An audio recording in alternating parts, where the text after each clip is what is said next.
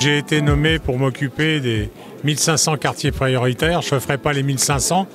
Donc j'en choisis certains et je suis venu ici avec grand plaisir, le Pertuis, et demain je suis à Salon. Voilà, donc toujours la même chose, parler de la problématique apprentissage, parler problématique des jeunes. Moi je ne viens pas donner des leçons, je viens aussi apprendre avec les autres. Aider nos jeunes qui sont en difficulté, que ce soit dans les quartiers ou pas dans les quartiers.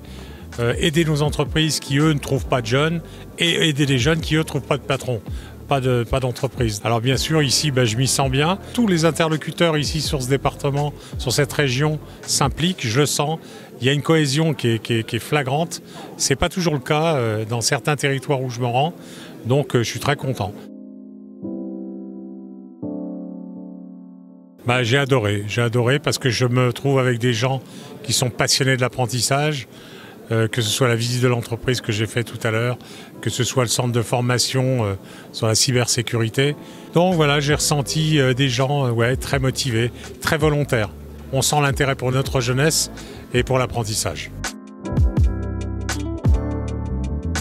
Donc la pépinière d'entreprise, c'est d'abord un lieu d'hébergement spécialisé dans les startups qui sont dans l'innovation de rupture. C'est aussi surtout un lieu d'accompagnement où on les aide à se développer, à recruter, à lever des fonds et à investir régulièrement. L'intérêt de la journée, c'était que les entreprises et les chefs d'entreprise puissent rencontrer un petit peu les services qui sont autour de l'emploi parce que les startups, elles recrutent régulièrement et c'était intéressant que M. Toulmé, notamment, puisse rencontrer des startups sur le territoire de Pertuis. Nous sommes la société Adéquabio. Nous avons des bactéries qui dégradent les pesticides. Nous avons trouvé une application, c'est de nettoyer les eaux de lavage des tracteurs et pulvérisateurs chargés en pesticides directement chez les agriculteurs.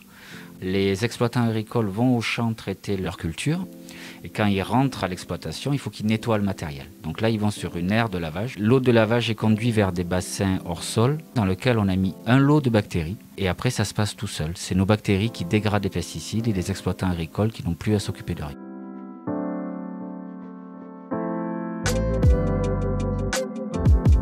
L'activité de Sonoléo concerne au développement et à l'installation d'équipements photobioréacteurs. Ce dispositif est un outil de culture de microalgues. La plus connue est la spiruline, à destination de compléments alimentaires. D'autres souches de microalgues peuvent être cultivées à des fins agroalimentaires, chimie verte, et voire les biocarburants. Le caractère innovant de cette activité est l'outil de culture en lui-même qui est breveté mondialement. Nous réalisons de la culture verticale sur plusieurs mètres de hauteur afin de diminuer l'emprise au sol et de ne pas faire concurrence aux terres agricoles. La dernière vertu de ce projet est également la valorisation du CO2 puisque nous avons besoin de 2 tonnes de CO2 pour produire 1 tonne de biomasse de microalgues.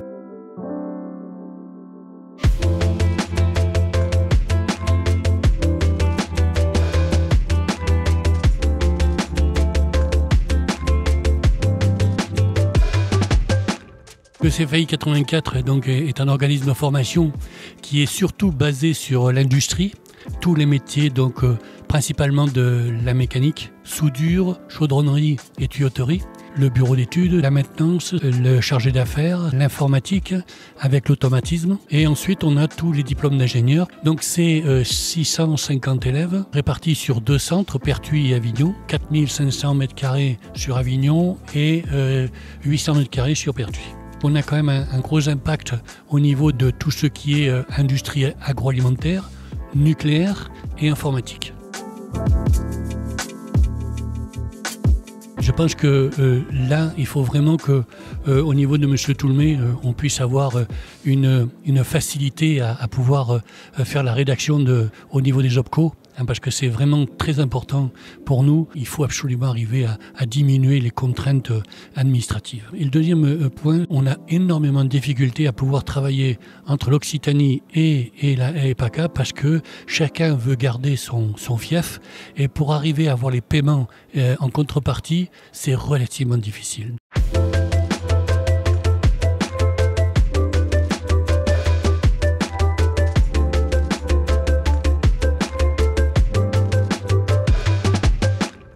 Jean-Hénin Pelin-Questé, on conçoit et on fabrique des machines de tri qui équipent les centres de tri. C'est des équipements de haute technologie qui viennent détecter les différentes typologies de matières et qui permettent à l'économie circulaire d'exister.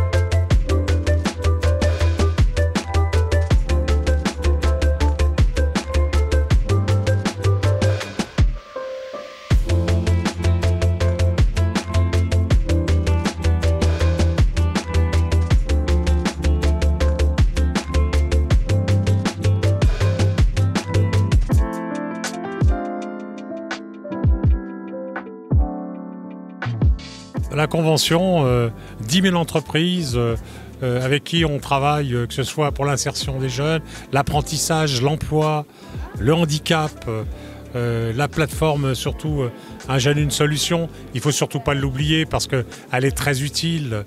Savoir aussi que les jeunes puissent découvrir les aides auxquelles ils ont droit, qu'ils interrogent cette plateforme et ils se rendent compte des fois qu'ils ont droit à certaines allocations auxquelles ils n'avaient absolument pas pensé. Pour nous, au Pelin-Questé, c'est le début d'une aventure. Si on veut que l'entreprise soit performante et existe, qu'elle ait vraiment une vraie âme, il faut qu'elle ait en elle de la diversité et c'est cette diversité qui nous emmènera plus loin. Et donc on a commencé au travers de plusieurs initiatives à vouloir rentrer la diversité sous différentes formes dans l'entreprise. La signature de cet engagement finalement c'est la promesse de continuer, la promesse aussi de vouloir témoigner et de montrer qu'en tant qu'industriel on est capable aussi de relever ce challenge. Je pense que c'est la solidarité. Donc je devais d'être solidaire de ces gens-là.